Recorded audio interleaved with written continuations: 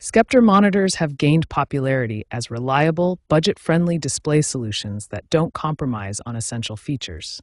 These monitors are designed to provide excellent value while offering the connectivity options modern users need.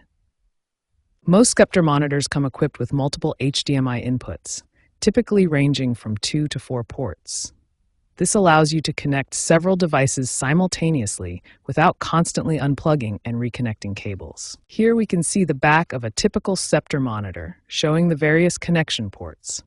The HDMI ports are clearly labeled and positioned for easy access, with different versions supporting various capabilities and refresh rates. The primary purpose of HDMI input switching is to allow you to seamlessly switch between different devices connected to your monitor. This includes gaming consoles, computers, streaming devices, and Blu-ray players. There are 3 primary methods for changing the HDMI input on your Sceptre monitor. Each method offers different levels of convenience and accessibility, depending on your setup and preferences. The most common method is using the physical buttons located on the monitor itself.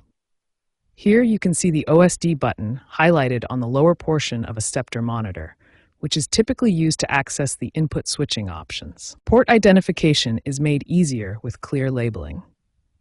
This image shows how HDMI ports are typically marked and color-coded for easy identification. Each port may have different capabilities, so knowing which port you're using is important for optimal performance. Modern Sceptre monitors have evolved to include user-friendly features like automatic input detection. When you connect a new device or turn on a connected device, newer models can automatically detect the active signal and switch to that input, making the process even more seamless. The most straightforward way to change HDMI input on your Sceptre monitor is using the physical buttons. Look for the Input or Source button, typically located on the bottom or side bezel of your monitor. Alternatively, you can access the on-screen display menu by pressing the Menu button. Navigate to Input or Source settings using the directional buttons, then select your desired HDMI port. If you encounter a no-signal problem, there are several troubleshooting steps to follow.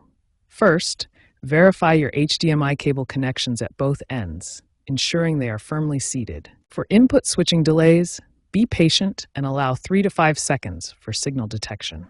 Ensure your source device is actively outputting a signal before switching inputs. Sometimes you may encounter error messages like HDCP errors. These typically require unplugging and reconnecting both HDMI and power cables for both your source device and monitor.